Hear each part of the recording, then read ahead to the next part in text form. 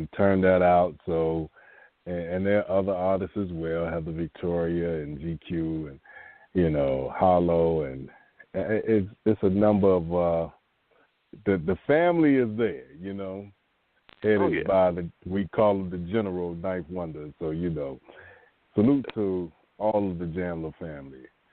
And, we support you. Thor supports you here at the Voice of the People, right?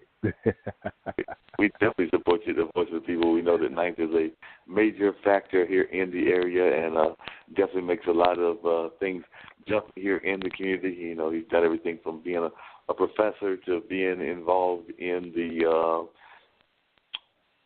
producing realm to being a performer. So Ninth is just a versatile performer and definitely one that I've had a conversation with on a couple of times. So we're hoping that we'll get him on the show as well in the very near future and be able to have a conversation with him and see what he's got to be talking about in terms of what's going on in his world, because Ninth has always got something amazing going on. It doesn't matter whether it's this year or whether it's in the years past. He's always got truly amazing things happening that have got folks jumping and always interested in what he's got going on.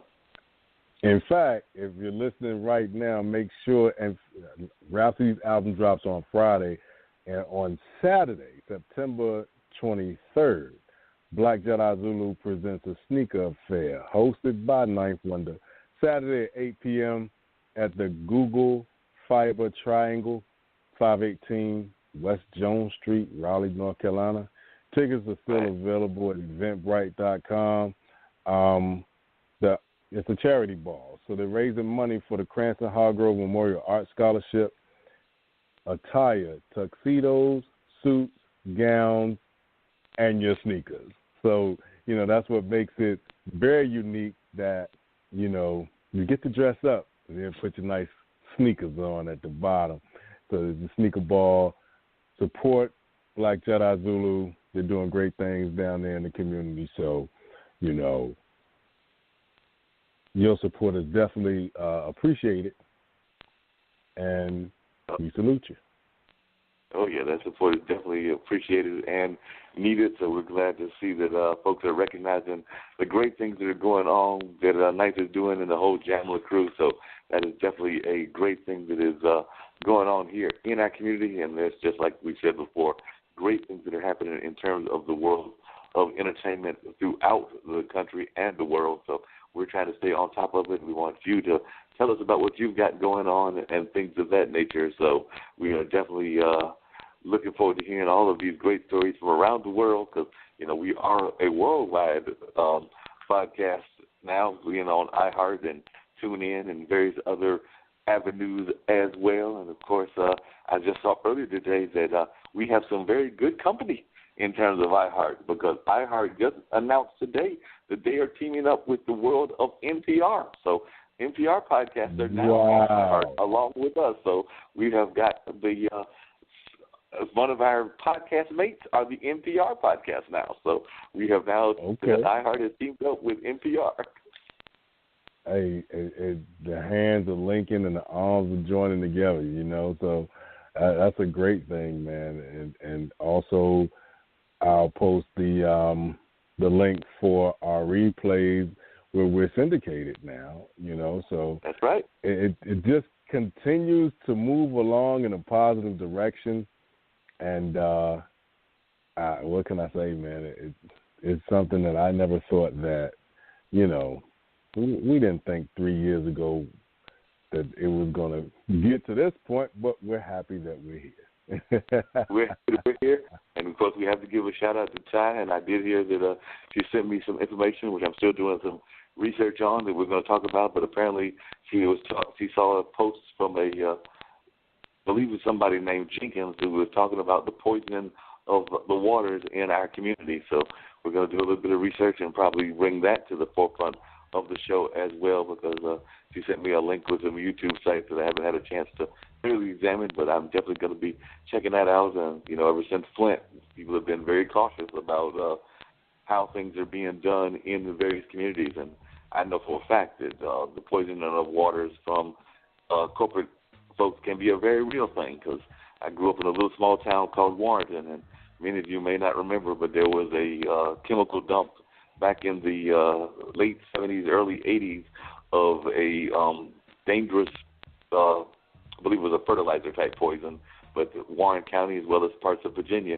were where some of that dumping was going on, and there are still people, even to this day, that have been dealing with effects from that. So, anytime they talk about whether it's back in the 70s and 80s or even back like a year or two ago with Flint, there are always these things happening in the corporate world where you have to be cautious about what's being dumped into the water. And there are some people that might even be thinking that some of these things are being done intentionally because, a lot of the counties that were dumped in the Virginia and North Carolina area were definitely in poor African-American communities. And, Flint is a poor African-American area as well in terms of a large portion of their population. So we sometimes have to ask, why are they dumping in certain communities, just like folks had to ask back in the day why certain highways were going through certain communities as well. So, we have to study our history and understand why these things are happening. Is it an accident? Oftentimes it is not.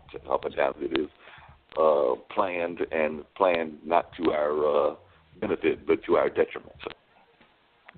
Oh, yeah, because if they figure if no one's paying attention, they can get that off, and it possibly could be, something else. So. Yeah, it's just amazing what corporations will do and try to do and things of that nature. I remember one of my favorite books growing up was a book called Equitage, and Equitage was about a guy named the Fox, and what the Fox did was he actually turned the tables on some of the polluters because he was Equitage was actually stood for ecology sabotage. So he would go into like the big bosses places, like the corporations that might be dumping pollution in a big river, and he would go get some of that muck and that pollution, sneak into their office, and basically dump it right there on their desk. So, when they came back to work that morning, they might find themselves a very smelly mess. So, he was known for doing that. I want to say that was back in the, might have been like the 70s or maybe even the 60s, but you can actually find the book Equitage on Amazon and other places. But he was definitely one of the radical leaders of that era and everything. So it was very interesting watching that go on and seeing what he was all about and reading some of his exploits. And I think there was exploits of others as well that might have been supporters of his. But the book basically focused a lot on what he did, but it also talked about some of the other people that were supporters of his and, some of the tactics they did, some of the tactics are still going. There's still people that are chaining themselves to trees if they feel like a certain kind of tree is being endangered or certain kind of wildlife is being endangered, that every once in a while you'll hear news or things of that nature. So there are definitely some environmental activists out there even to this day. So he was definitely one of the pioneers in that field, and I'm sure that there are some other folks that knew of his legacy as well. So like I said, if you're not familiar with the book, I would definitely check it out. It's called Equitage, and I know that you can find it on Amazon and some of the other book sites as well. Oh, okay. Sounds interesting. That's one of the things we have to do. We have to learn our history and understand our history so that people can understand what's going on and things of that nature. Oh, yeah. Got to be able to understand it, because if we don't, we're doomed to repeat it. And we definitely do not want to repeat it at all. That's one of the dangers of things happening, is that sometimes folks do not understand what's going on, and then they're sitting there going like, wait a minute, we just did that before, and now we're doing it again. Mm-hmm. When are we going to learn?